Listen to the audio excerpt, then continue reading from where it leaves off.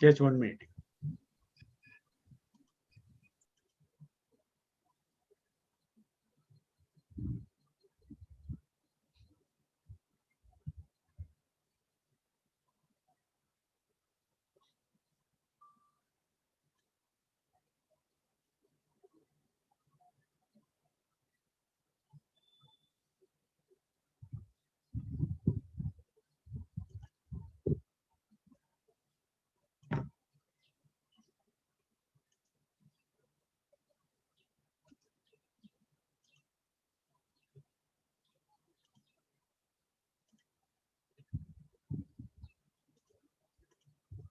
Okay. Uh, Good morning, everybody, and welcome to the fifth episode of Pedal Tales, as we are now calling it.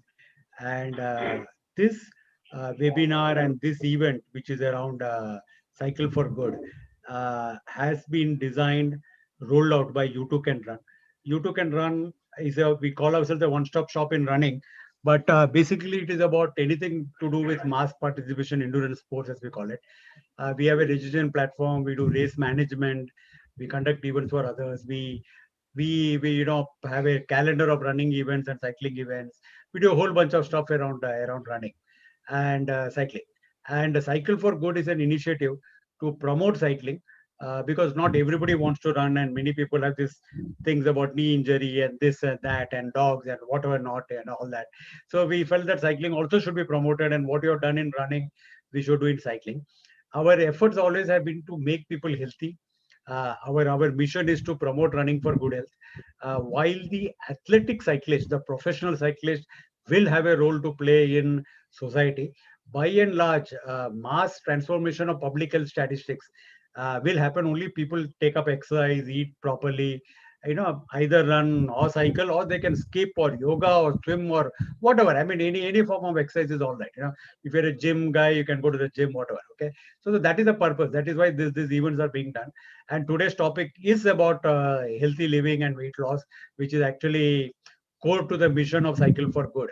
And whatever we do in U2 Can Run, because I'm an RRCA certified race director and all that, we always try to have two things. One is we try to be inclusive in everything we do, which means that in every event that we do something for the differentially enabled. That's part of our mandate as a certified race director. And the second thing is that we always try to do public good through charity. Okay, so Cycle for Good was designed completely as a charity raising initiative through the medium of cycling. Many of you probably know that the country is going through this entire pandemic for the last 1 year, because of which lot of charity funds have dried up. Okay, so for example, companies don't have profit, GDP is down, profitability is poor, CSR money has come down, many people have lost their jobs, or they've taken pay cuts, and therefore they are not contributing regularly to their monthly scheme. So traditional ways have dried up. One way of collecting money for charities used to be through running events, with the athletic world used to do this. And I don't know if you all know, but mass participation endurance events like cycling and running generate the maximum amount of charity worldwide. Okay, running events and cycling events together generate the maximum amount of charity worldwide, because every person is a participant and every person can contribute a small amount to a charity of his this and all that. Like the Hindi saying, "Bood bood se banta hai sagar." From small amounts, a large amount comes. So while the charity fund flow is being drying up, on the other hand, charities have got a greater demand, because more people have gone below the poverty line, more elevation is required. Regular treatment in hospital is not possible for typical diseases. More mothers don't have jobs, more fathers don't have jobs. I know of at least 10 housekeeping people who are absolutely broke because their housekeeping has stopped because the office is closed. Correct, and so on and so forth. Their wives are now working as housemates, for example. They have sent their children to their villages. So there's a lot of demand on charities in all aspects of life. So these charities are caught in a bind. On one side, there's no money, and on the other side, the demand has only increased. So Cycle for Good was conceived uh, to work with charities to encourage cycling and raise money for charity. So every registration we have earmarked a certain amount for charity. So that is what. And we wanted a partner from the NGO sector, non-profit sector, to work with us. And we have very proud to say that we have Nishit Kumar and Priya from SBC3, who are working as a lead charity partner, which means that not only they have to make money for themselves, but they've also taken the additional responsibility of coordinating with all the other NGOs and seeing that they come on the table and they work towards this. The series of webinars is to educate people on cycling, get the average man to take up the benefits of cycling, get the NGOs and their representatives to understand cycling, and hopefully we are assuming that over a period of time this event will become bigger in many ways. Then the typical events that raise money for charities in India, like the Mumbai Marathon, the Airtel Delhi Half Marathon, the TCS World 10K. The Mumbai Marathon last year raised 45 crores as charities, for all that to the platform. In the year 2020, 2021, the event has not happened. And what do the charities do? For many charities, that is the single most important contribution that they get, and they don't have that money. But the demand has not reduced in any way, and they can't tell that hungry child, go away, aaj khana nahi hai. What will they do? So these are the real moral and ethical dilemmas that NGOs face, and we thought we should be sensitive to the demands, and that is why we have Priya from SBC3 to tell us something about SBC3, tell us something about the program that they're running for us. Over to you, Priya. Thank you, Venkat sir. Good morning and welcome to all. We call ourselves SBC3, which stands for Center for Social and Behavior Change Communication. Primarily, that's looking at creating behavior change campaigns, strategizing and implementing it across through different agencies. So currently, we are working with UNICEF as a partner agency and the government on creating an SBCC strategy for ending child marriage in Maharashtra. Along with that, internally, we have our own programs, which is on adolescent mental health, child sexual abuse, and many others. And given that we are an NGO ourselves, we realize that the challenges that an NGO faces, in terms of charity is immense, especially for general funds. There is really very little bit who actually want to contribute on those fronts. Largely, we have people who actual projects, and all the other admin costs of an NGO are literally left to them to figure out how to manage. And it's the same for everybody. And we found that an opportunity when Venkat sir approached us for collaborating on this venture. And we thought that, we would benefit from it and allow all the other NGOs to benefit from the same. And it's been a real pleasure, a journey of cycling, running till coming here. I actually joined the group in Bandra, Venkat sir. So I'm getting inspired to actually work on my health and hopefully get a cycle soon. And I should be able to cycle with my daughter, who actually learned cycling for the Cycle for Good event. So I think, yes, we are learning through this collaboration to be more healthy, to help generate funds, and to really make Cycle for Good a hallmark event that, we would like to see. It's like the event of cycling in India. So that's where we are. And over to you to take this forward for everybody. Thank you so much. Thank you, Priya. Thank you. Nice to know that your daughter bought the cycle. And for those who probably don't keep abreast of the statistics, in the first half of 2021, that is April to September, 6 months of 2020, when the country was practically in full pandemic lockdown, 41 lakh cycles were sold in the country. Okay, 41 lakhs is not a small number, and 41 lakh cycles were sold. And there are 41 lakh cyclists who wanted to become healthy because of the pandemic, understood that good health is very much necessary to improve immunity, and they're all looking to go out and cycle and do all that. There's always this debate about our city infrastructure not being good for cyclists, which is a pan-India thing, And but I always say that there is a demand and supply situation. If there are no cyclists, why will they create infrastructure? Like in BKC in Bombay, they did cycling tracks, but nobody used them. So then the rickshaws and the taxis started parking on the cycling tracks, over a period of time.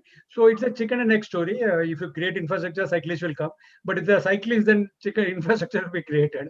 But I'm saying the pandemic is good, and 41 lakh cyclists, including Priya's daughter, one amongst them, bought a cycle. And if there are good facilities, they will cycle, and then they'll be healthy, and the sport will also grow. From among those cyclists, some professional cyclists will emerge who will want to go faster, longer, harder, etc. And that is how the sport grows in any country. And we are hoping that this pandemic will galvanize it into that action. So with those few words, let us get on to the topic. I'll pull up the presentation, start sharing, and introduce both the speakers to you.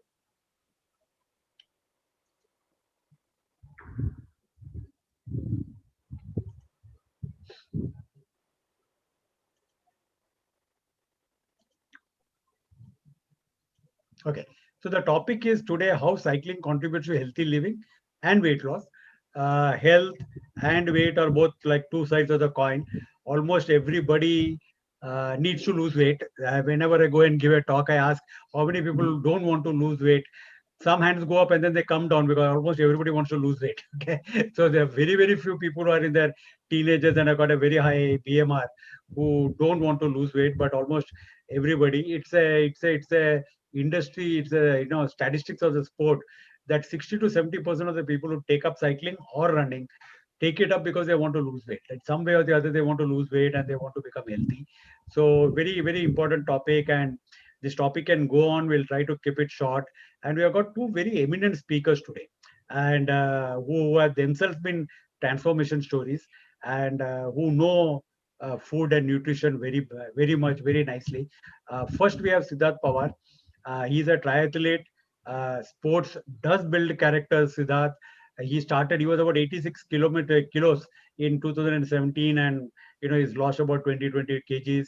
And what he started as a weight loss initiative has become a kind of passion with him. He's done a 12-hour trial.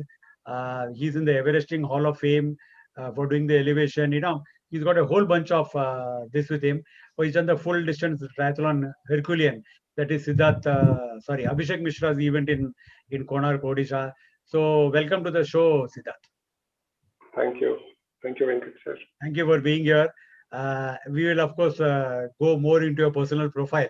But tell me, I mean, how did you, what was your single story or inspiration or learning when you lost weight from 86 to, you're, I think, 68 now? So frankly, I just wanted to be fit. That was my agenda, I can say. And I just started some recreational activity like running and cycling that time. And cycling, I pick it because I think that's the most easy way, because from childhood you must have stopped cycling and then you want to restart, for easy sport to start. And I was actually living in Netherlands for some time.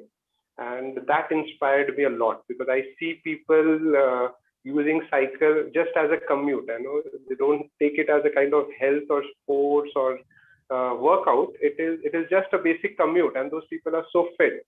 And from climate perspective, I can give you background that Netherlands receives almost, I think, 200 days rain out of 365. So that means they have a lot of reasons to say no to take out the cycle, but they don't do so. They cycle a lot. And actually that inspired me to take cycling. So I decided when I will go back to India, I will start cycling as soon as possible. And that's how the journey started. Thank you, Siddharth. Thank you. The next speaker on the session today is Coach Parvinder Bali, and he represents both sides of our emotional equation with food, the preparation and the consumption side, which all of us love. I mean, everybody is a foodie at heart. Some of us acknowledge it, some of us don't acknowledge it. But the other side of the coin is how to eat sensibly, how to eat nutritionally dense food, and how to not put on too much weight. Which is an occupational hazard for most chefs. So, Yeah. Chef Bali or cyclist Bali, he is a corporate chef in L&D. He's a trainer. He's right up the ladder of this. And I always like to say that there is always a little master chef in all of us, after looking at master chef Australia and all those things. But 2 times you have done 600 kilometers. You're a super and fantastic. Tell me something about your fitness journey, how you took up cycling, and especially how do you fight this constant occupational hazard of putting on weight? I think I also, like many other people, wanted to lose weight. I was 106 kilos one day, and this Wow. was around in 2016 when I actually picked up cycling in May, I remember. And before that, I tried many things. I tried walking, and I also joined a gym for some time, and I also went into crash diets and stuff like that. But I think then I really got hooked onto cycling. And I think what inspired me to cycle really was, seeing some people on the Delhi roads wearing those very pretty looking cycling gears, full helmet, lights on, and thin people on the thin wheels. Until then, I didn't know it was called a roadie. But I was very, very inspired by the whole situation on the road. And of course, I've traveled to many parts of the world where I've always seen cyclists. And, once I remember I was in Napa Valley in California, and there was these two ladies who were cycling all the way from Vancouver, and they met us at Napa Valley. And it was so inspiring. They didn't look tired, but they had traveled 1,200 kilometers on a cycle. So it was really an eye opener. And this is what I'm talking about, 2014. So ever since, the cycling was on my mind. And really, when I took up cycling, I think, I loved it the most, because I don't see cycling only like a sports activity. I see it like a meditation, because, when we talk about being mindful, I think cycling is what teaches you being mindful, because you're on the wheel, you're even aware of the little sweat drying off your cheek with the wind blowing. You're aware of the, truck coming behind you. You're aware of the pain in the leg of the muscle. So at all times, I think if you're on the journey for 1.5, 2 hours on the cycle, I don't think there is a time when your concentration goes away from your environment. You're enjoying the roads. I have seen Delhi so differently on a cycle that I've never seen when I drove through in a car. So that is, I think, the beauty of the cycling, because it teaches you mindfulness. It's about meditation. It's about, going with friends. I mean, I most of the time being a chef, I dislike probably eating a chola bhatura, or I don't find it any odd to stand somewhere and have, pakoda at Khan Market. And, I can tell you, there are so many places in Delhi which are cyclist ka adda. We come there in the morning and assemble there to eat. I think that is what it is. And I'm glad I've taken up to this, because I'm in a profession where food is so open. And it's very easy to put on weight, because you can stand at the counter and keep binging on the French fries, and so many other things that you sometimes don't realize what you're eating. So I think one has to be more conscious, and we'll talk about in detail in the coming slides. Thank you very much, Bali. I mean, there is a saying, whether you eat to cycle or cycle to eat. There's an internal debate between the two. And you're very right true about popping those French fries, because if there is so much of food around you, it's going to be so difficult. There is that the average person. There's a study that says that an average person gets about 32 food cues per day. खाना खाएगा क्या, अरे birthday है, cake ले, चल कुछ मंगाते हैं, Swiggy ad on television, all these are food cues, all this tell you please eat. Okay, but if you're in a kitchen, I mean, you're getting food cues all the time. There's a saturation of food cues, and how do you resist that is a very big thing. So diving into the topic, thank you very much for taking your time out from your very busy schedule and spending this part of the day with us. Thank you.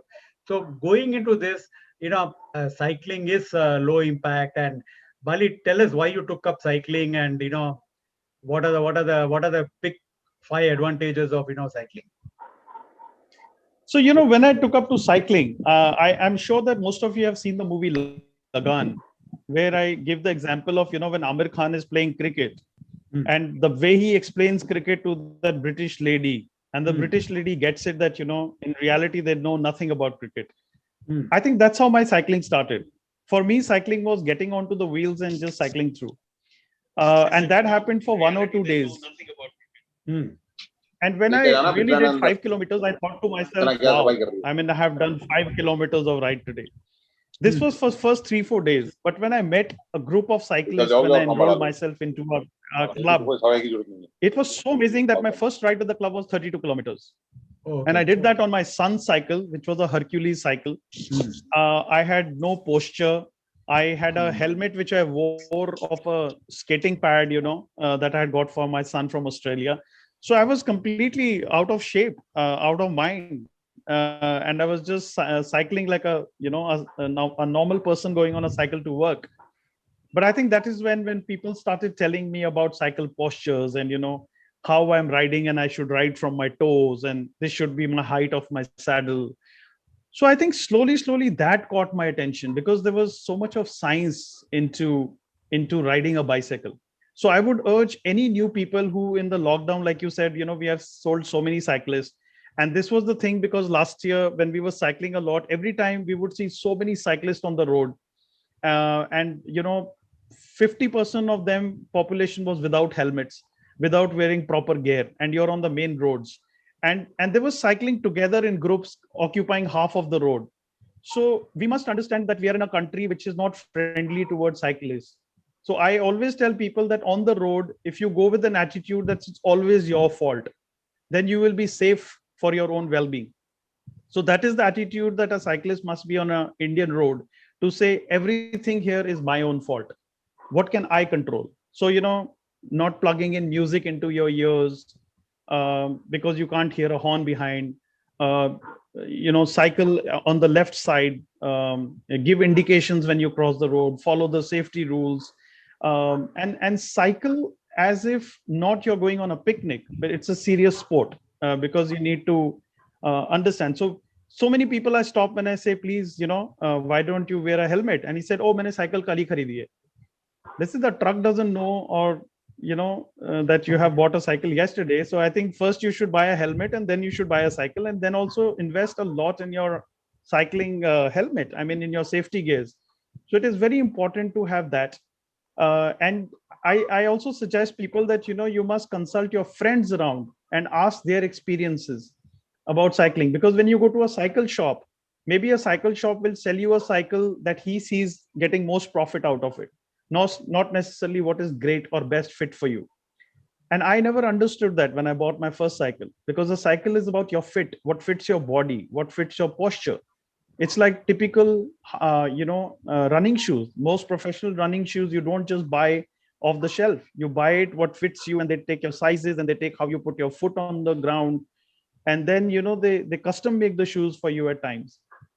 But that is about a cycle. So don't just go ahead and buy a fancy cycle, and don't even think that your most expensive the cycle is, the better it is for you.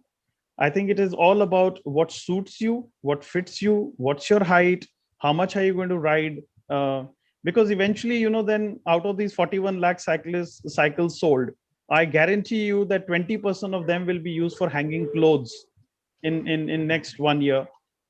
So, and we were always having this joke that in OLX next year we'll find so many cyclists being sold at 50% the price. So wait, don't buy a new cycle, you'll have enough. So, yeah, that's right. Siddharth, do you want to add anything about generally benefits of cycling? Stamina, losing weight, fun way to fit. Yeah, it's a very fun way to get fit. And there's a social bonding. There is this thing about cyclists going out on Sunday morning rides as a group, going to some destination, coming back. There's a lot of social bonding that happens. And runners and cyclists, people who are into endurance athletic things, enjoy a higher level of social bonding with the group, because it's a joint mission undertaken, it's a joint adventure, and the bonds happen stronger if you're in it together, kind of thing. And that's really a very good way. Siddharth, do you want to add anything more before we go to the next slide? Yeah, so actually it is very much like what Bali sir said. When you start with a very smaller distance, probably 5-10 kilometers as a target, and then you start loving that sport so much, and the distance just keep on increasing. And I can tell you from my experience, I avoided cycling in the evening, so I started going in the morning, so which were typically weekend morning. And I started going little early every time.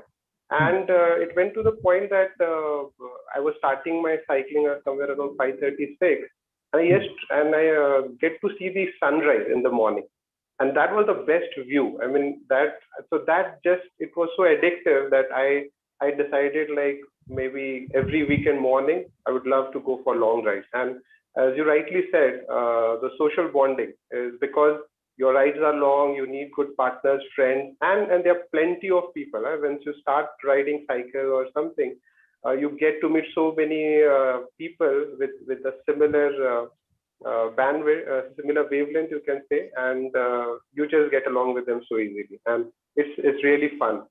And on top of it, as a part of benefit, your health improves, your stamina improves a lot, and you get to know so many new places also with this. So that's how it started with me also, right?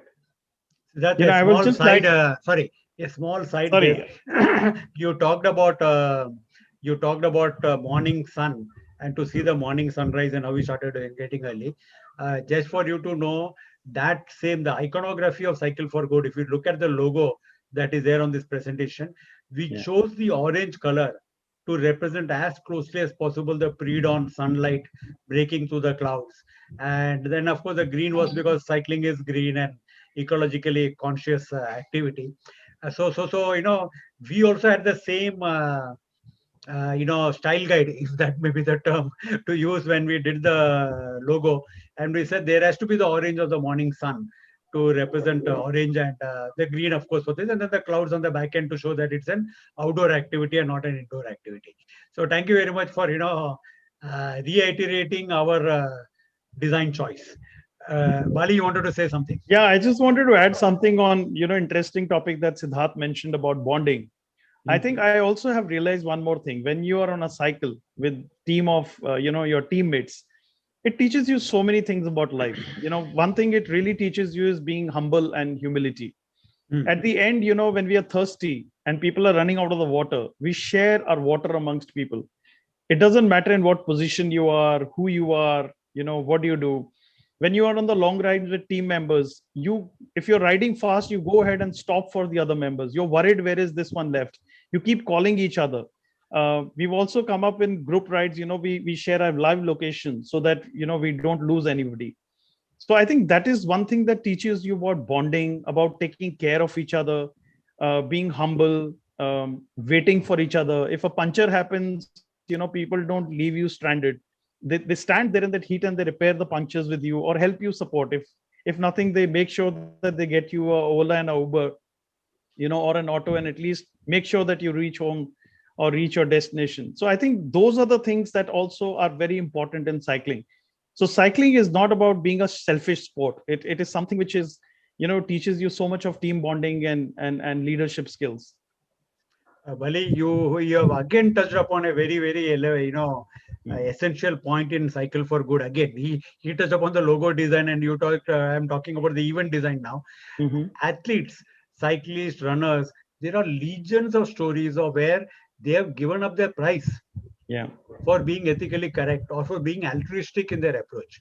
There are videos that go around. That guy is crawling, and the other runner doesn't overtake him. He says, no, this guy deserves the prize, and carries him to the finishing line and says that he deserved it more than me, kind of thing. Yeah. So this altruism comes because there are good hormones going inside you. Yeah. When you do exercise, and that's been proven. Okay, I'm not making this up. Okay. Yeah. So because you are exercising regularly, there's a hormonal mix, and the body throws up the good endorphins and Yeah. the good hormones that make you altruistic in nature, charitable in nature. And that is one of the reasons why Cycle for Good was formed. Because while runners have a chance to do charity, we should create an event where cyclists have a chance to do charity and give that feeling. It's not just about fixing that flat on the highway, but it's also about feeding the child somewhere, through an NGO that you may not see, but you know that the NGO is doing good work in one way or the other. Yeah. So many mothers are. I mean, all of us are going through mental stress in this pandemic times. So many children are suffering from poor mental health because they're cooped up in their house. They can't go to play. Children by nature go out and play, and they can't go out now. Schools are closed for 1 year. they are also going through mental stress, and institutions like SBCC, for example, is working with them and helping elevate mental health. So it's it kind of bonds in very well that the event like Cycle for Good is meant for giving expression to the altruistic nature of the cyclist. Yeah, true. Okay, so we'll go to the next slide. And again, cycling, I mean, this cycle, it increases cardiovascular fitness, decreases stress levels, improve joint mobility. I also want to say one thing here, that there is this big thing about running being bad for the knees, but cycling also, one must take care and one must do a good fit. Bali touched upon it previously, and we are going to do a separate topic on that sometime later. And one must ensure that even when cycling, it's a repetitive stress injury. There's a repetition of movement of the entire body, upper body, lower body. The entire body is engaged. So one must have a lot of cross training also. But yes, it improves cardiovascular fitness, which is very important. Flexibility, muscle strength, prevention or management of disease, very big item in the current pandemic times. People who have been exercising regularly have come out very safely. I have a trainee who is 75 years of age, became corona positive, has got asthma, runs half marathons regularly because of my training, but had symptoms, went into oxygen, but came back home. If everybody wants to say good story for the day, that's a good story for the day. And that can only happen because he's regularly training. He's regularly, I mean, he runs very slowly at 75, but he's still, for his age, he's training as hard as he can. So that's really a very big benefit of health benefits of cycling. Siddharth, do you have any health benefits that you want to highlight, or some story to share, or maybe your own story about how you were when you started cycling and how you are now? Yeah. So overall, I think health perspective, it's a very good sport to start with. And from my personal experience, as Venkat sir touched upon, that when I 2016, 2017, when I was in a confusion like what to do, my weight is increasing. I was really, I think, weighing 86 kgs that time, and now somewhere 2020 end, I was weighing like 68 kgs. So good 18 kgs weight loss. But weight loss was, I think, one of the byproducts of the whole journey, I can say. I gained so much from cycling as a sport, and I realized that why I was gaining weight. Okay, so there was so much of stress, and every one of us must be doing something for their living, which is definitely not cycling probably. So that means we are working in an environment where there's a lot of stress. We have targets to meet. From my background, like I work in a healthcare manufacturing company where we produce medical equipment, and I am heading manufacturing and production. So that means I have to be there on the shop floor almost 8 to 10 hours a day. I have to be physically there. So there's a lot of stress, a lot of activities, a lot of schedule that I need to follow. And everything, all these things, keep adding stress a lot on you. So this is one way, as even Bali sir mentioned, it is like a meditation. So you start enjoying your sport, you want to be in there for a long time. And for that moment, you forget everything. What position, what stress you had, everything, and you are completely into that activity for maybe an hour or so. And that gives you so much of joy afterwards. It's actually like recharging yourself, and that keeps you going for much more longer day, maybe next day. So that's how I think I could figure out that I started with a very small activities, and then I slowly with re-energizing myself, I could actually go longer and longer.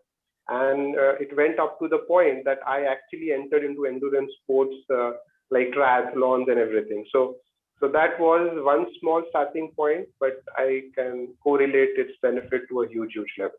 Yeah. Thank you, Siddharth. Thank you. Going to the next slide, this is about weight loss, and we don't want to be too mechanical here. Everybody knows this is common sense. If you eat more than what you burn, you will put on weight and this. But what is interesting is that steady cycling at a very normal heart rate burns about 300 calories per hour. So if you, and there's a British study that says that if you do half an hour cycling every day, you lose about 5 kgs of fat. over the year. But that's assuming you don't keep popping those French fries as you're standing at the counter. Okay. Yeah, it means that you control your diet and you control this.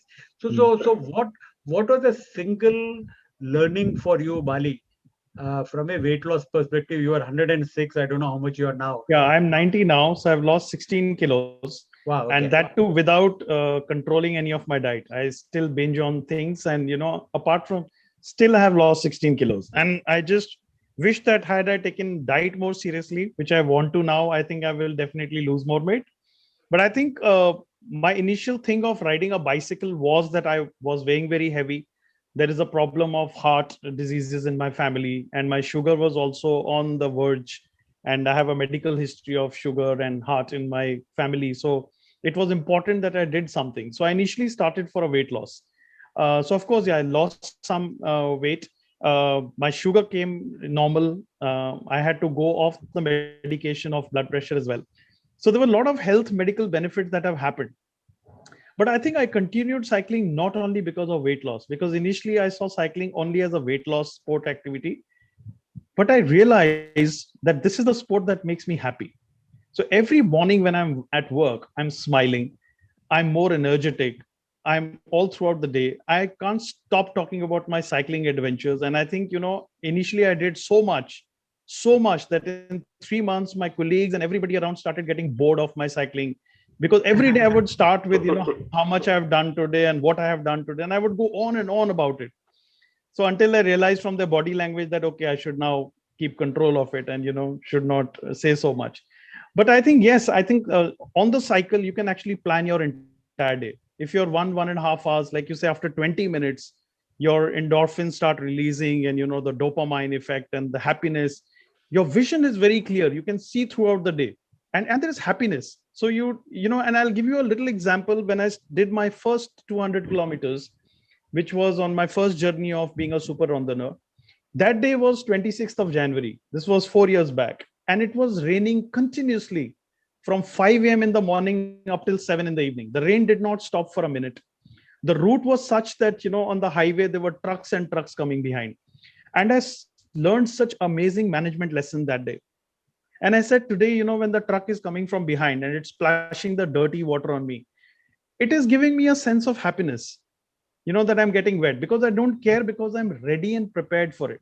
So when you resist something, it persists. When you accept, it fades away.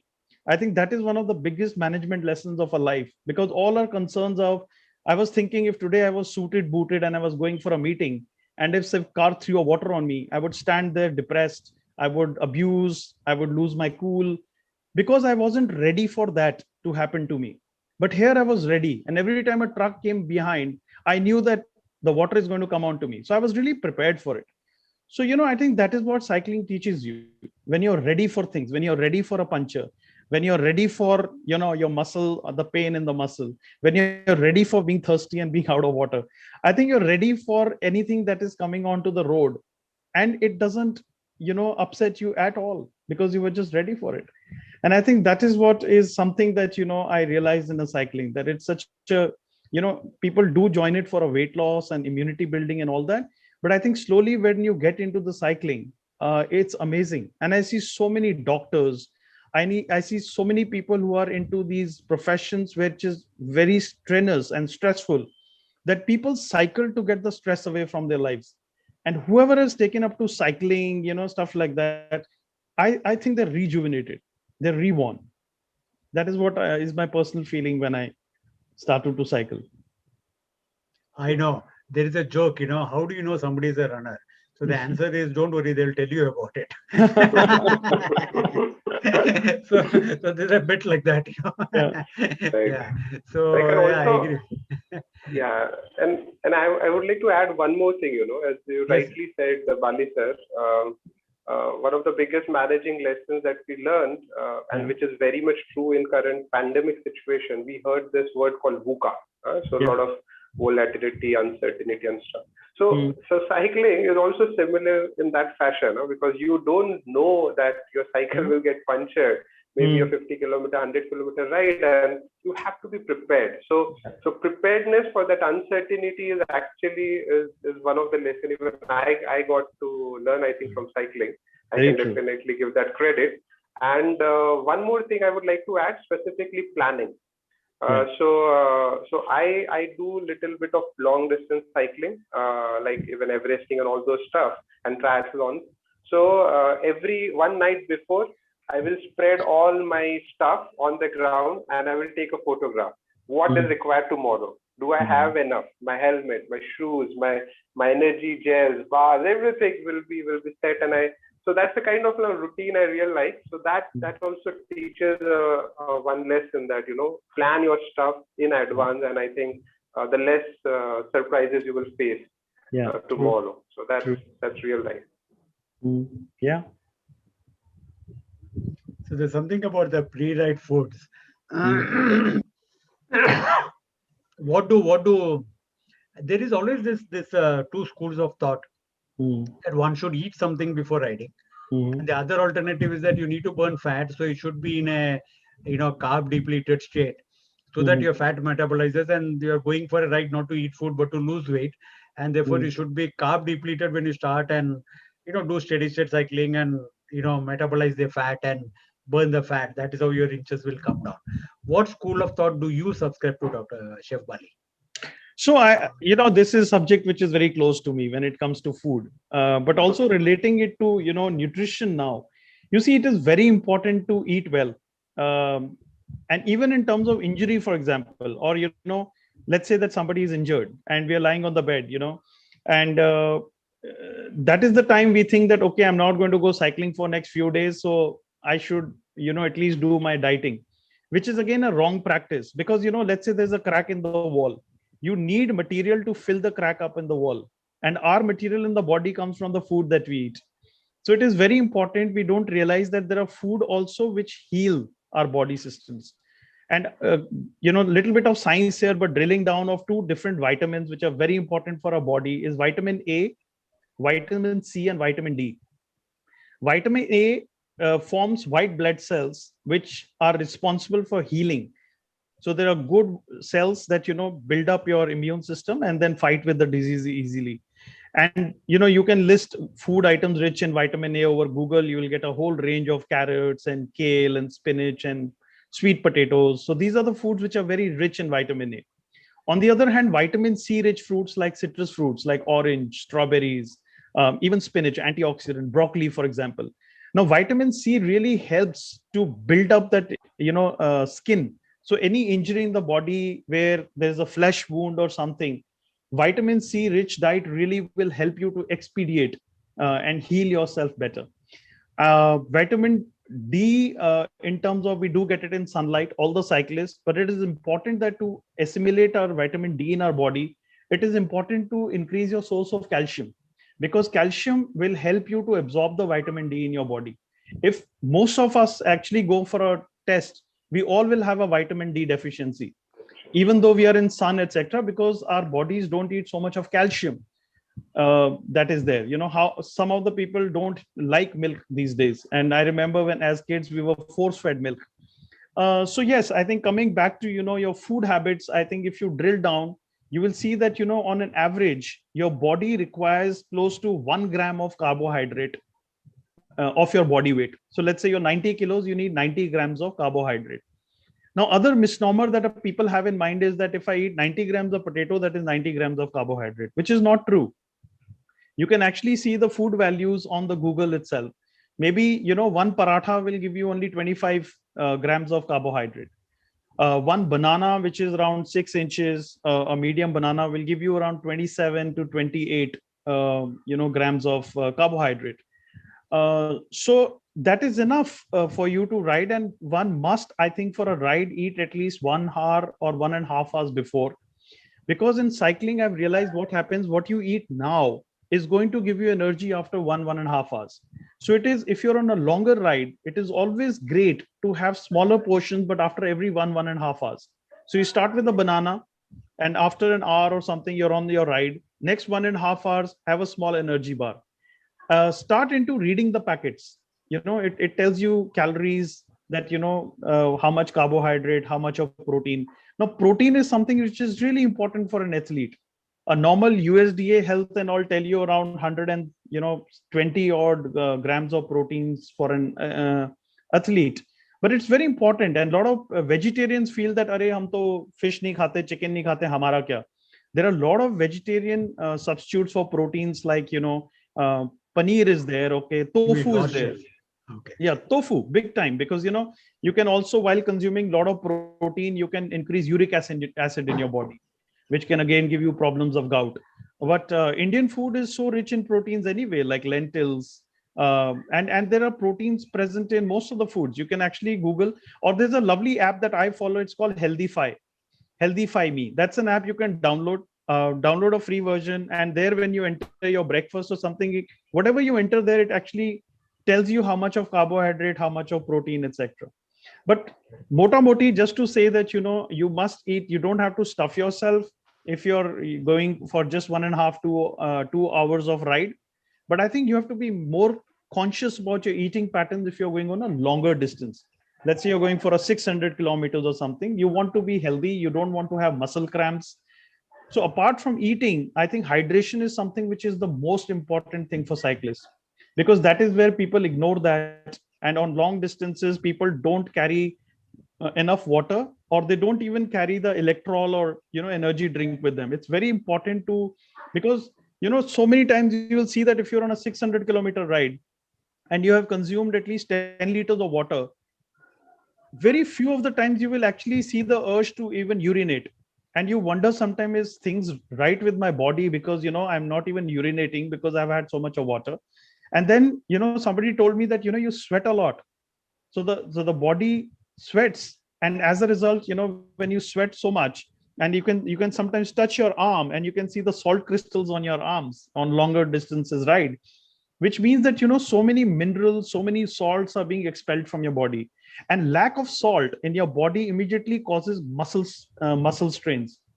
And that is what I've realized also from one of the Ramban Ilaj, that if you have a muscle sprain in the ride, and if you're carrying a small sachet of salt, just a pinch of salt immediately releases the muscle tension in your body. This I'm talking about when you're going for 100, 200 kilometers ride.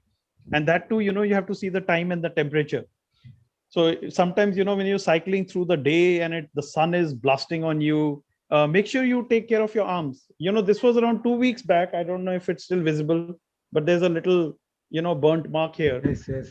So it's very important we don't ignore the sun. We wear some sleeves and top and protect our skin, because we can get sunburnt very, very badly. And if you're in the sun for 6 to 8 hours continuously, this happened to me 3 years back, and my whole skin was almost purple. And after a few days, the skin was peeling off. So take care of yourself. A lot of things we do in ignorance, but please eat well, and nourish your body. Have carbohydrates, and probably you can go for a more healthier, wholesome cereals rather than going for a pasta or a maida. Go for a complex cereal like oat.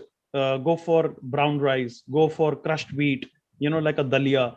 So all these organic stuff, all these cereals which take longer time to digest in your body, give you more roughage, give you more fiber, take time to digest, rather than having refined carbohydrates like sugar. And so even while having a lot of drinks, we think we are having a lot of energy drinks or eating energy bars. But this is why I urge people to read the labels and see what are the ingredients that you're consuming. Is it a raw sugar? Is it a good sugar? So it's important to have the right kind of sugars. Then of course, I see in this list things like chia seeds and quinoa. They're absolutely great, but they're also foreign foods that don't necessarily suit our metabolism and are made as an Indian. For us, millets is the best thing, because our bodies were actually made up for the millets. The different types of bajra, the ragi, all these grains were the most healthiest part. But we lost it from our own Indian kitchen because there was so much of work, to grind that bajra. Wo bajra kootti thi ladies. To get that bajra, there was so much of a work in that joint families that women got this rice from China and wheat started coming into India. I'm talking about hundreds of years ago. So life became easier for a woman of the house because nobody, else helped, and it was just their part to do the food. So they were the ones who switched to the rice and the other grains. And over a period of time, we lost the millets. Today, until 10 years ago, millets, people used to think ki kabutaron ka khana hai. It's a pigeon feed. But I think that is what we need to start bringing back into our diets. Make cookies out of millets, make cakes out of millets, make milkshakes out of millets. Use millets in form of making khichdi, risotto. Think of creative ways how you can use that boring ingredient, if you call so, into and make it more interesting into like salads and beautiful stuff. I definitely, reach out to me and I can give you a whole list of recipes to make with different kind of millets. But I think it's very important to have local food, what grows around you, what's in season. Go away from these packaged foods which are packed with modified atmosphere. The oxygen is replaced by nitrogen to keep the life long. It's packed with sugars and stabilizers and artificial things, and most of the time you read on the packet it says nature identical. So which means it's not even a natural product, but it's a nature identical flavor. Now, when in our country we really have that kind of ingredients that are around us, I think we must source out local. And there is something as chefs we call as food miles. When a food travels from one country to another, the amount of miles that it has incurred to fly, how much of petrol you have wasted. So, at the end, we have to be responsible, we have to be sustainable, we have to give the due credit to our farmers. If we eat the local produce, our farmers are going to produce that and they're going to get richer. We are making the foreign people richer, the Peruvians richer by getting quinoa seeds, quinoa and chia from their country. And our farmers are committing suicide because we don't realize the potential worth of our own ingredients. So sorry, diverting cycling to the farmers. But I think it is important that we are sensitive about these things, about our eating patterns. And it's important. Thank you very much, Chef. I am also a big advocate of eating local and also primal eating. Fortunately, I have my village in my house, and I have been able to spend a lot of time talking to people who are like 80 years old now and interviewing them about the food habits of their grandparents. So, like going back 5 generations, finding out if there was so much sugar, if there was so much jaggery, how much sugar cane was available, how the food habits have changed, how much of frying was there in the typical dishes of those days. Has abundance of oil made us use fat more? And I didn't know that in the last 5-6 generations, because of mechanization, because of industrialization, our food habits have changed and they've all gone for the bad. We say family history. It's not a family history. It's your family was eating the wrong type of food. That is why it is a family history. True. Anyway, we'll go to the next slide. And you talked about post food, right? Food also. Siddharth, do you want to add anything about pre and post food that you follow or would like to recommend? Yeah, so for me, it actually depends on what type of, or rather how long I'm going to ride. So like typically, if it is a early morning, easy 1 hour ride, I will have even one normal banana or some dates to start my day. Of course, even I don't advocate the thought that you should starve yourself. So I will have one small banana or date to start my ride as a pre-ride food. And as I think we are going to cover during the ride what we should eat also. So I will park that thing. But point is, as I said, if it is a longer ride, maybe I have a whole big triathlon in front of me tomorrow. Then my pre-ride food actually starts from maybe 1 or 2 days ahead. So I will do a lot of carb loading. I will have a lot of dal khichdi, dalia, and all that stuff. Even hydration wise, I will even have 1 liter of electrol before that, maybe 1 or 2 coconut waters every day. So I will ensure that on that particular workout day, I will be completely hydrated and well, my glycogen levels are top up. But not to go, frankly, very specific. What I prefer is a very, very common, normal food. Sometime even if you have a chapati with honey or even bread with honey, that makes my pre-ride meal, as simple as that. So I love to keep it natural, have a lot of nuts and fruits if possible in the pre-ride thing. Don't eat too much because you are going to have a workout.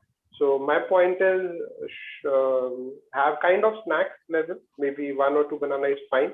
and at least give 30 to 45 minutes to digest it a little bit, and then you start your ride. So that will really give you energy a lot. And if it is a really very long day or a long ride, maybe you can have a little bit of complex carb like oats or even muesli for that matter, so that you will have a little bit of more solid food, and the energy will be more sustainable throughout the long workouts. So that's my pre-ride strategy. Typically for post-ride, after your, I think, long rides, maybe your body is little fatigued, dehydrated. So it is always advised to load it again with lot of carbs. Rice, one of the best ways. So also all type of rice dishes, like even curry chawal, chole chawal, dal rice, egg curry rice. All these stuff is fine. Eggs are again very nice for post ride stuff. So I again keep it very normal, ghar ka khana kind of post ride stuff. But I ensure that it is easily digestible. So try to avoid little fried stuff, little less spicy, because you need quick absorption in your body. So that's more on the post-ride stuff. And of course, because your body is so much has dehydrated, you can always have nice glass of buttermilk, coconut water, or I generally take water with that fast enough reload tablet once, just to have a quick after I finish my ride. So these are some kind of tips which you can always follow for your post ride to re-energize yourself and to not feel a lot of fatigue afterwards. So this is how I think you should keep your post ride stuff. Thank you.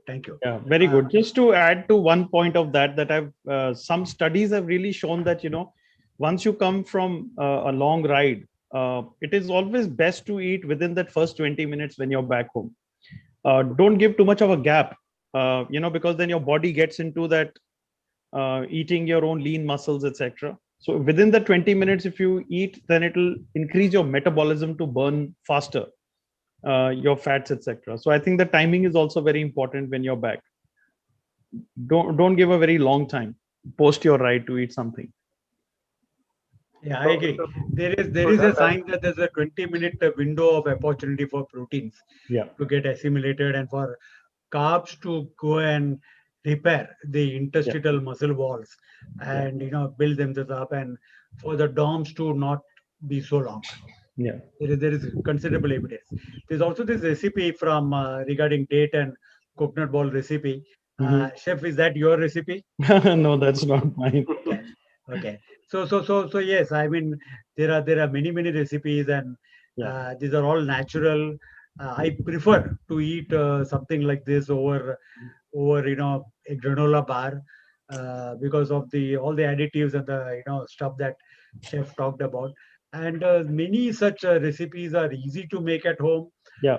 Anybody can make it. It's hardly half an hour's work in a week, and you can make enough to last you for a week. And the evidence are much better than store-bought stuff, is my opinion. I'm sure that both of you will agree. Both of you are like, go back to earth and go back to nature and be primal in your food habit kind of people. So I'm sure this will gel with both of you. In terms of what cycling to do, of course, there is intense, increase the intensity. And then there's a hit equivalent, cycle as fast as you can, do speed trials, time trials, if you want to do, because weight loss is about being aerobic and also be about being anaerobic. So one has to increase the intensity and become anaerobic at certain times to, kind of boost the weight loss part of the exercise, plan. And that is also important. There is endurance cycling, there is cross training. Before we go into this, are there any training plans that you do, Chef Bali? Well, I think so much of aerobic, so much of endurance. Yeah, I think to keep it simple for most of the cyclists and budding cyclists and whoever have joined us and are listening to us, I think in a very basic language, I will tell you that that stretching of a body is very important, both pre-cycling and post-cycling. I think that is where most of the cyclists miss it, and we don't realize the benefits of it. But it's highly beneficial that you're doing at least a 5 minutes of stretch of your arms. There are very simple exercises, but you stretch your muscles, and you also do the same after you've come back from your ride. So that I think is really important. But I think yes, as a cross, if you want to become a a professional cyclist and you are focused on your speed and things like that, then you have to really work towards it. There are a lot of things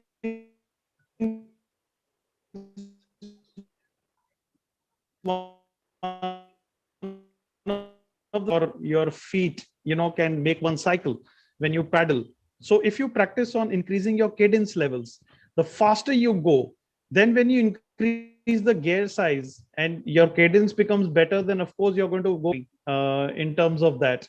But I urge people to follow the basic rules before just going on to riding a cycle and trying to match the speed of your co people. And that is very stressful, because when you're cycling, you always thinking how the hell these people can cycle so fast when you're a beginner. And that is very demotivating for someone. And if people something are left behind by the group of people, then after 2-3 days they don't want to wake up early morning and go cycle with those people. They say, yeah, jab mere ko time milega, I'll cycle at my own pace.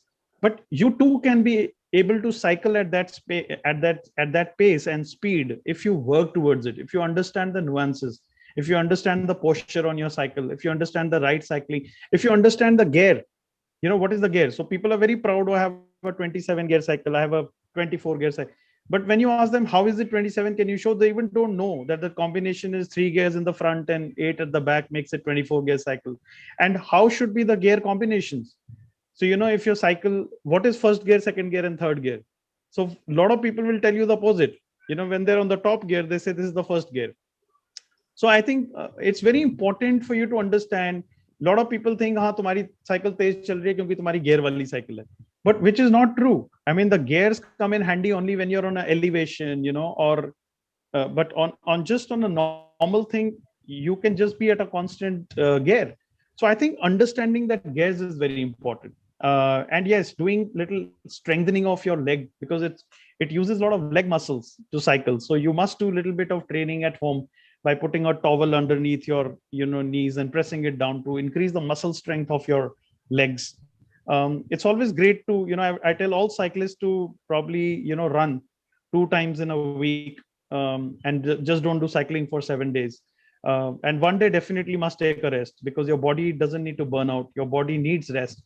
So give one day of rest to your body. Don't do any exercise. Laze around, do whatever you want, but no exercise. But out of that 6 days of cycling, I think 2 days if you give to running, I think your muscle strength and everything overall, your body will be more energetic to do cycling and running both. Yeah. Thank you. And I can add one point here. If in particularly my weight loss journey of, let's say, 18 kgs, I have lost 10 kgs just in 1 year. That was last year. Oh, and okay. and the reason of that big decrease in weight is actually because of structured training. And I really like the 3 things put over there on the slide. The high intensity interval training. Okay. And again, to explain that in normal words, the point is variation. Add variation in your workout. Number one. With high intensity, typically it means that you select one small time zone, maybe 1 minute, to go all out effort, that put hard efforts, and then maybe 1:3. So like, let's say you do 3 minutes of rest, and then you again redo it. If you have a nice small hill or a flyover kind of thing at your close by where you stay, or you're on your cycling route, you can do like that. You climb that small hill or flyover, you get down, take a rest, again you redo it. So those are like hill reps and everything. So these are nothing but high intensity interval training. So at least do it once a week to build that anaerobic base, what we call. And for that aerobic base, prefer a non-stop long ride. When I say non-stop, water breaks, loo breaks is okay, but don't stop for long for a breakfast or something. But at least for 1 hour, 2 hours, do a kind of constant, small, easy efforts, but long non-stop rides. that really make a big difference in terms of weight loss and your I can say strength and conditioning. And yeah, the last part what you said also upon the strength training. If you can add even 1 or 2 days of basic strength training like squats, lunges, push-ups, kind of stuff, it really helps your body to coordinate well again. Because cycling is one sport where you are using mostly your leg muscles, or maybe a little bit of, then you will complain about lower back pain, saddle soreness, hand numbness, and all those things. So all this strength training actually again supports you once you are on those long rides, and reduces all those pain and numbness. So I think add little bit of variation. So have some easy long rides in your weekly schedule. 1 or 2 days, put it on high intensity, and that is one way that in a short period you can actually burn a lot of calories. So that is another advantage. And 1 or 2 days for strength training, I think that will be perfect formula to lose weight, and it really worked for me, and I'm sure it will work for you as well. Thanks. Thank you, Siddharth. Thank you. There's also this huge body of evidence about, cycling and running, any exercise. There are about 29 lifestyle diseases or medical conditions, which it is proven. I mean, it is statistically significantly proven, not just claims made by people, that they help you. Cardiovascular disease, diabetes, arthritis, mental depression, cancer, all forms of cancer, and so on and so forth. There are about 27. There is a body of evidence about cardiovascular disease that is definitely there. Cancer, it is proven, and very good evidence exists. Diabetes and cycling, Bali took up cycling because diabetes ran in his family. I just want to ask you, have you been testing yourself regularly, Chef Bali? Yes, absolutely. And my wife is diabetic, so of course she has a problem in the knee, so she can't cycle. But whenever I go for a sugar test, when I'm with her doctor, my doctor always tells me iski sugar to 18 saal ke ladke ki tarah. So wow. So I think that is no medication, and I eat everything and anything. So yeah, so I do get it checked, and I make it a point at least once in 2 years to have my entire health checkup done. So now, because of cycling and all, if I do a treadmill test, I run at a pace. I run, the doctor is even surprised. So within 10 minutes, he says, "Aap utar jao, aapko kuch nahi hai." Yes, I definitely agree. And in my I do we I mean my training group, we do an annual checkup, which is compulsory, but we Yeah. also do a quarterly blood sugar and cholesterol and all that. And Here I would actually like also to add that, it's very important, because over a period of time, we have seen in our sports circle that, a lot of cyclists, a lot of runners who have just whilst running passed away on the road. So, don't compete with anyone else. Listen to your body. If your body is asking you to rest, immediately take rest. Understand very much. Compete with your own self, and I think that is one of the most important thing. But sometimes in the group activities or something, we don't want to look small by owning up that I'm tired, and you say, no, I can do it. So please don't stretch yourself. Everybody has a limit. It is very, very important for you to have regular health checkups, even when you're a great sportsman, because I think people who have drowned in the world were the best swimmers. So don't take life for granted that you're a heavy duty cyclist or you're a runner and nothing will happen to you. It's a body, and you don't know what happens when. So as a health checkup, I think mandatory for you once in a year, you should have your full health body checkup done. And and I listen to your body. If your body says that no, I can't go more farther than this, then don't stretch yourself. I fully agree with you. There is too much of this bravado, no pain, no gain kind of school of thought, and everybody must listen to their bodies. Also, what happens is that today, for example, in Bombay, 80 people die every day because of cardiac arrest. Okay, and people don't differentiate between running, dying, or having a heart attack while running, and having a heart attack due to running. So if the guy is sitting in his office or watching television, drinking a beer, and has a heart attack, that is no news. but if he's running and has a heart attack, then that becomes news, Yeah. So sometimes the fact that he had an underlying condition is ignored, Yeah. and the activity is blamed for that occurrence. Right. So And one most more of it thing I happens want. even when people are cycling. I mean, people could be Yeah. cycling and get a heart attack, but it's not cycling that caused the heart attack. It is his underlying condition that is, there Yeah. has been chronic, and his food habit and his overweight and obesity and so many factors. Yeah. So cycling definitely, would like to add it is an expensive hobby. It's an expensive hobby because once you get into cycling, you want to invest in a lot of gadgets.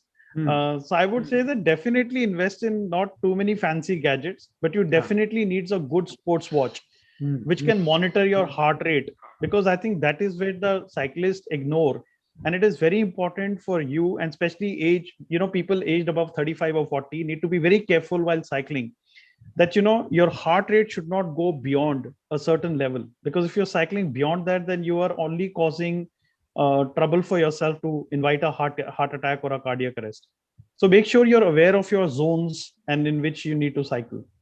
So there is a little calculation, definitely. I think maybe Siddharth can help us in that calculation. But there's a little calculation where which tells you if you're so much of age, and this is what your heart rate needs to be in cycling or That's running. right. It's your age minus 220, Yeah. and then 60% of that. That's right. So there is this thing about mental illness also. We talked about it, how the good hormones, the oxytocin, the serotonin, the Yeah. dopamine, the endorphins are released, and all that contributes to good mental health also because of cycling. Yes. Also, the fact that we are socially bonding with people Yeah. in a real-time situation. And one of the big things about this pandemic is that we are all stuck at home. And I found out that cycling was a very big relief for me. And I took up cycling, and I, went this. Yeah. There's a sense of accomplishment, the sense of, having achieved something early in the morning. And that mood state continues throughout the day. That you are an accomplisher. Oh, you went and did something. Of course, there's the other occupational risk of going to the office and talking to everybody about your cycling for the day. Yes. And putting them into depression. But yeah, anyway, whatever it is, you feel good about it. So Siddharth, any few this before we take up the questions that have been asked all along. So I think one important, the topic we touched upon today is healthy living. Okay. And maybe weight loss is associated as a common perception as a health measure. But I really want to focus on one point like cardiovascular health and everything that we just touched upon, that real health is not your weight loss. So please, weight is not the right measurement to judge your healthiness or fitness. So frankly speaking, I think that is one of the major, but I think we touch upon many topics, and it really makes sense. Have an annual health checkup. Do those, understand those cholesterol level and sugar level, even basic hemoglobin and everything in your body, and understand that everything is needed to really become healthy. And that takes me to the point, that it's not just about one workout. If I do or two workouts I do and I'll be healthy and I got a new cycle and now my healthy living starts. It's about lifestyle. Okay. And then that is very important for me to think as a wholesome. If you really want to invest in a healthy lifestyle, have one small workout routine. Cycling, running, basic exercise really helps. Basic food, no fancy stuff. Don't starve yourself. Eat it in moderation. Don't eat too much just for relish, but to kill your hunger. I always say so. Eat food to kill your hunger. And really, I think all these diseases that we talk about, like diabetes, heart attack, and everything, we call them lifestyle disease. But there's a reason behind it, because we are so much sedentary. Our body is really designed to move, not to sit. And these all activities like cycling, running, we are actually taking us back to those routines where we can move, we can make ourselves more healthy. So I think take that sport, do some positive changes in your diet, and that really form a complete lifestyle. So that's a takeaway from me, I think. Yeah, I can see on the group of people, my eyes suddenly went on a name, Sandeep Bhatia. He's one of my partners in crimes. We cycle almost every day. And Mr. Bhatia is almost 56, 57 years of age. But, he attempted an SR with me again. So, age is again not a foundation. I have seen many people who start cycling at the age of 60, or I have seen runners who have started at the age of 65 and 75 as well. I know Mankor, who's, 104 years old and she runs. But I think it's amazing. And like Siddharth said, I agree with him. It's about discipline in your life. It's about being healthy is an attitude. Either you're happy. I've heard many people joking that fat people are the most desired men and women in the Mauritian countries. So probably we are just in the wrong tribe if we are fat. But yeah, I think it is to just laugh it off. But I think if you want to really be healthy, then just thinking about it is only 5% of the job done. The 95 is getting out of the bed and going out and doing out something. So within the Zoom room, we have got Tushar Dandu who's asking what kind of health checkup is mandated for cyclists. There's nothing health checkup. There cannot be a list. Some general stuff is, sugar, cholesterol, BP, of course, one must say weight, BMR. These are the general BMI. And then the BMR. These are the general checkup one must take. And then depending upon age, depending upon family circumstances, depending upon your background, then more tests can be recommended. It all depends. There can be no one single answer, but I would definitely add sugar, cholesterol, blood pressure, and of course weight and BMI as a regular thing that you should check. I myself get my weight checked every week. We have a diary in my house. It's about 10 years old, and every Saturday the weighing scale comes out, and everybody in my family has to check their weight. So it's all about health checkups is about being conscious about what you need to know. So there can be no definitive list, Tushar. Chef Bali, do you want to add something to that? No, I think you said it enough. I think we have to, get regular health checkups done, and it's very important for us. I think I can just say that listen to your body. The body gives enough signal that in which part it is actually deficient. And so ask your doctor. Don't neglect the signs and symptoms. I heard last time, I think someone said I felt dizziness after a small climb or something. So that's a kind of signal which your body is giving. I think point is visit your doctor, tell him, and there's no general answer, but yes, get your basic cholesterol level and all these things gets tested. Vitamin D, normally it comes deficient. So all these are some basic stuff that I think everyone should track for themselves. There's a specific question from Karan Aarya. What are your views on oats and milk after cycling? I think Chef Bali should answer this. Yeah, I think it's absolutely amazing. Oats is a very good carbohydrate to have because it's very rich in fiber. It takes a lot of time to digest. So oat and milk is a great thing, but sometimes it can be very insipid and tasteless. So kind of, do some structural changes to oats, like, toast them slightly in an oven or something, so that nice malty flavor from the oats will be very nice. And pack it up with some nuts and all mixed in it to make crunchy texture. Otherwise, just oats and milk can be very slimy to eat at times. So add a texture to it. So I think that is great. But oats and milk is a very good thing. Yeah, I would say it's a good post thing. Yes. I typically, my personal experience, I avoid the milk and oats combination pre-ride. I like to have my oats with more water just because to keep it more digestible and little light. But yeah, very good post-ride meal, I think. Very good. Vidhi has been complaining. Vidhi is a very ardent cyclist, and she says, I am losing so much weight that I have to stop cycling. Yes.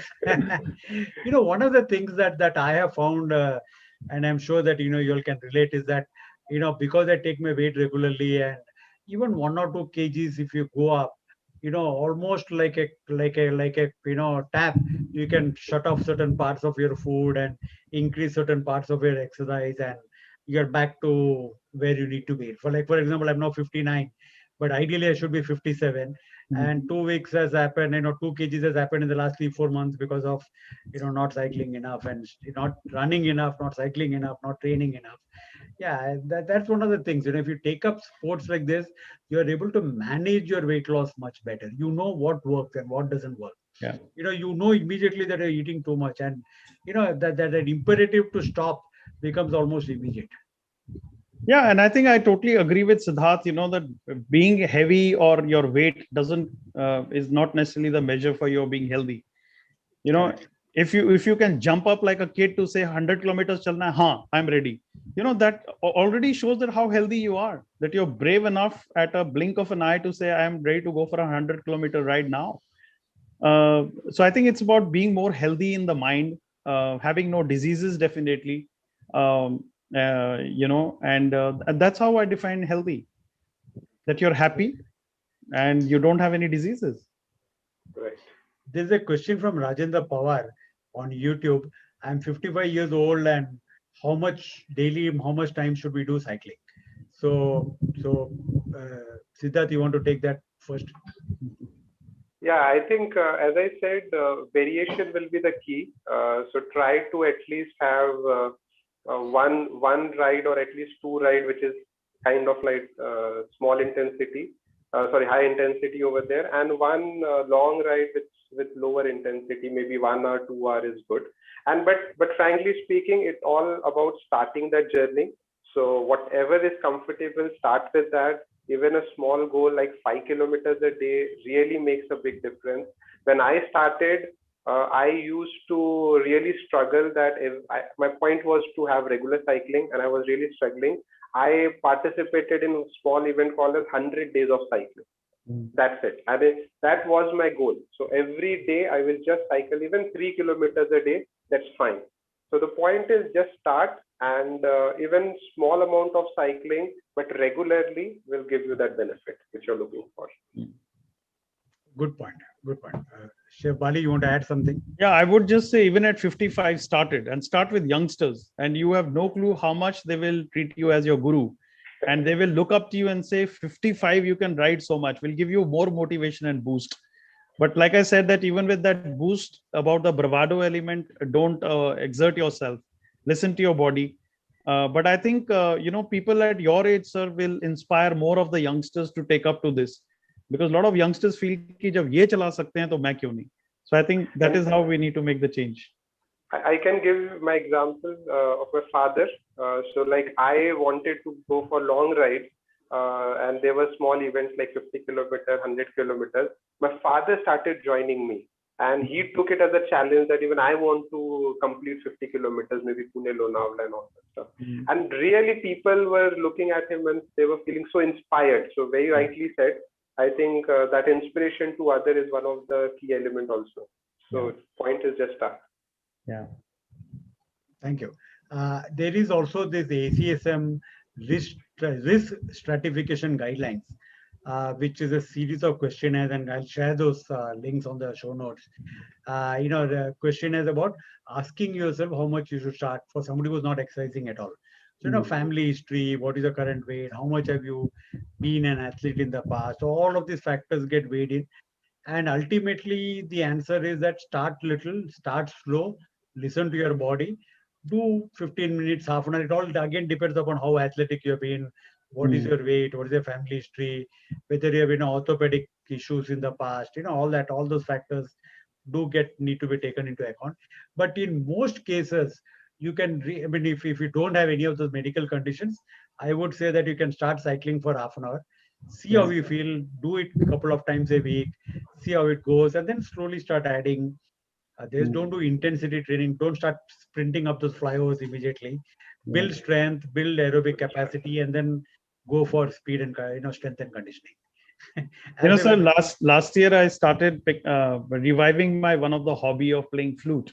So I'm learning classical flute playing from Amher Sinya Gharana. So through the Guru Shishya Parampara, and my guru is disciple of Pandit Ravi Shankar. Wow. So I think cycling really helped me, because I have so much of lung capacity that I can blow into my flute very nicely, and my Guruji is always surprised with that. But I think that's how it helps, cycling and all these activities start helping you out in your daily lives as well. Very good. There's a question from Nishit Kumar, and he says that if one is diabetic or an asthmatic and you're cycling, what signs should one look out for while cycling? So what are the medical conditions that one should look out for if one is a diabetic or an asthmatic? Chef, you want to go through it first? Yeah, so I think diabetic conditions, definitely you can feel more fatigue.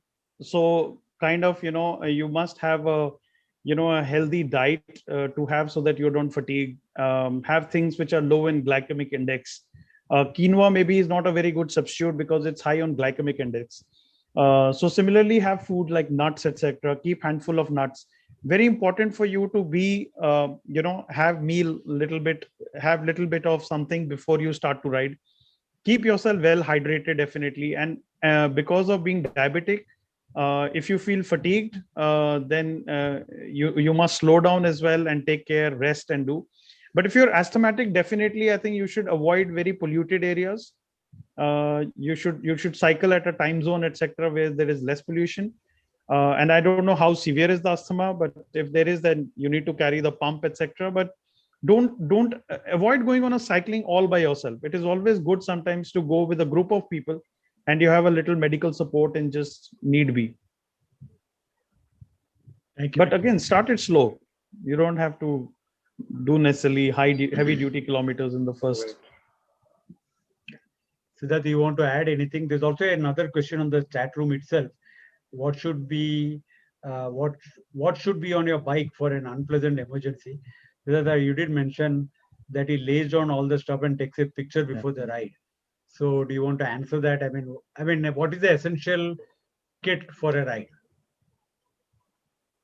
I think safety first. So always start with your head gears. You should have your cycling shoes if you are wearing specific shoes with cleats and everything. So your gears are important.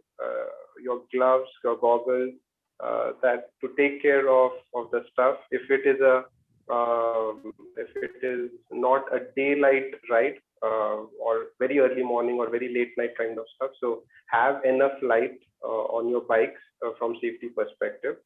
As I said, prepare for uncertainties. So your bike can get punctured, carry some extra tubes, maybe a small pump, and a repair kit. I don't know how good we are with repairs. I generally replace the tube and just move ahead.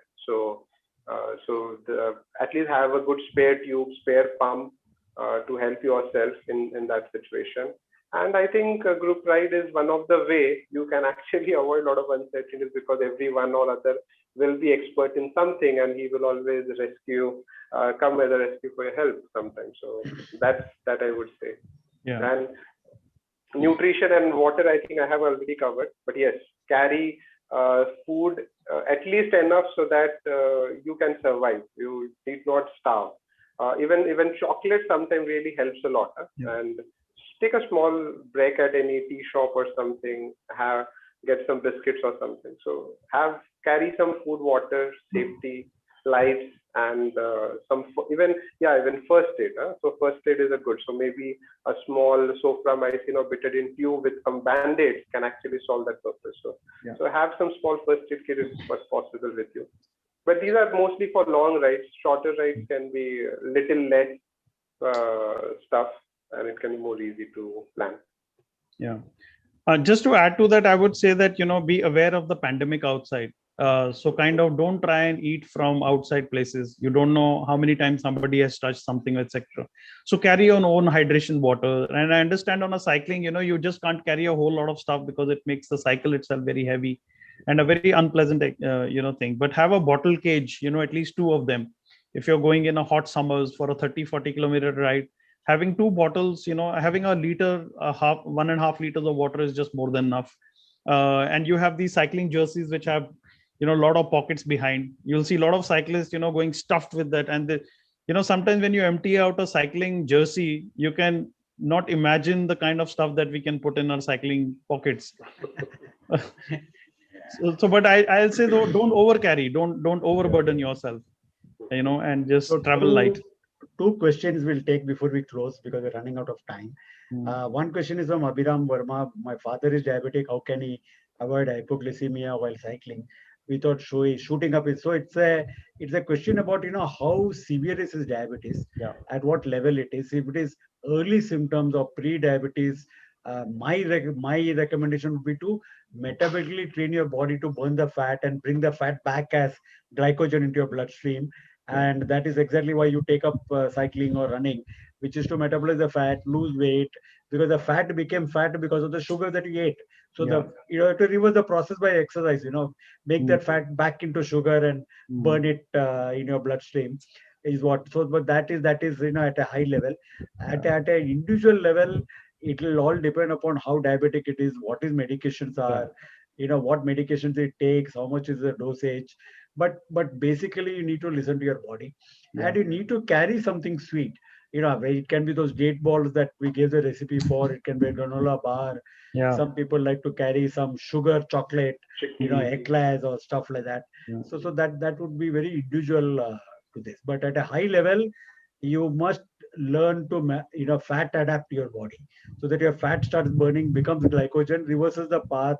You kind of burn it up and you lose weight, and obviously your diabetes is also cured. Yeah. I think So for that is people exactly- with medical conditions should seek help of doctors who are cyclists themselves, who will be able to guide you better.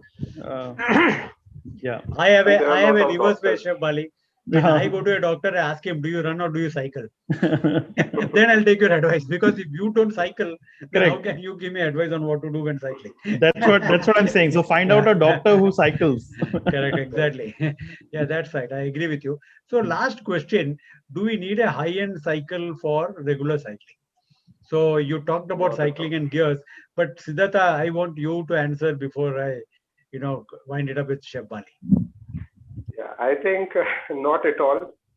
Start with basic cycle, and I know. I mean, as you start loving that sport, you get more fancy and fancy bikes, and it becomes very expensive stuff.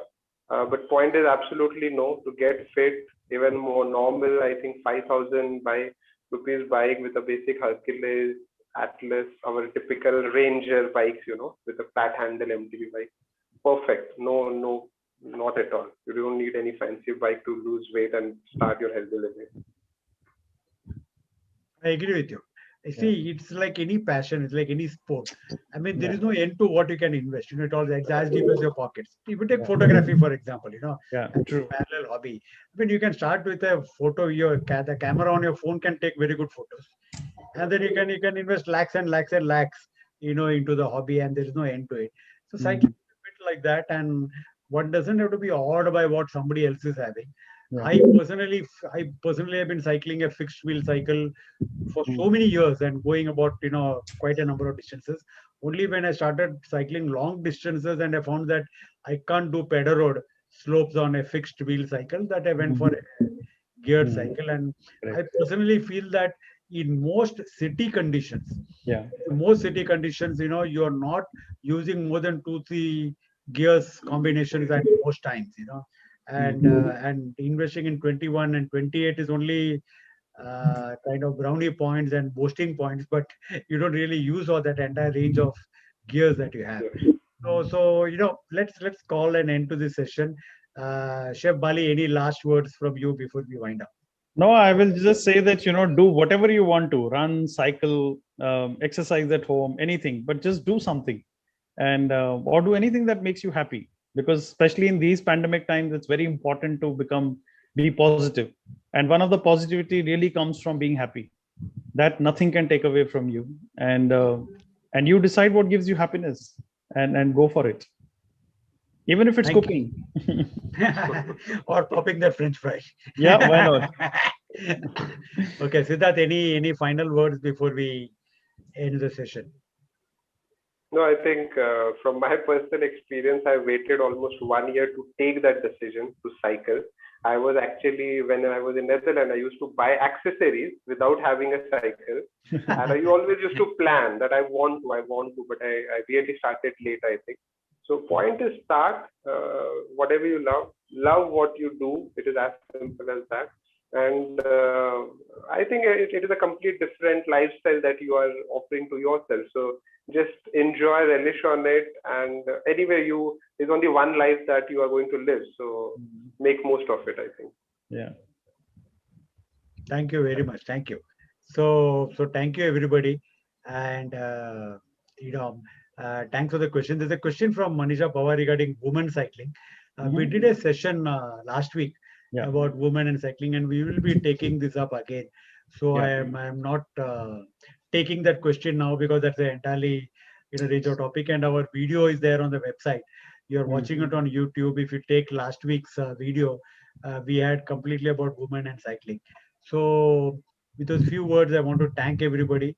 I want to thank especially Chef Bali and Siddhartha for taking time from their busy time, sharing their knowledge, sharing their perspectives. I want to thank the audience for raising those questions. And before we sign off, I want to tell you all, everybody, that the event cycle for good can be customized. It's not a fixed format. It's a virtual event. Lots of benefits of there. For example, you can go to Philips or you can go to ITC, group, and encourage, use the platform to encourage more team members to take up cycling. We want you to go to a corporate, talk to the CSR, talk to HR. We can customize the event around Philips, around ITC. Everybody doesn't have to do the same format. Choose a charity. If the 28 NGOs, whichever one, if you have a specific charity in mind, or choose anything. Get HR to pay for the employees to cycle, conduct internal events, promoting cycling. We want you to be true brand ambassadors of cycling. And this goes to everybody who's a brand ambassador on Cycle for Good. Promote cycling, promote good health, promote doing good to society, to the NGOs. Let all of us meet on the axis of good around the platform called Cycle for Good. Thank you, everybody. Thanks a lot. Thank you for being here. Thank you. Thank you.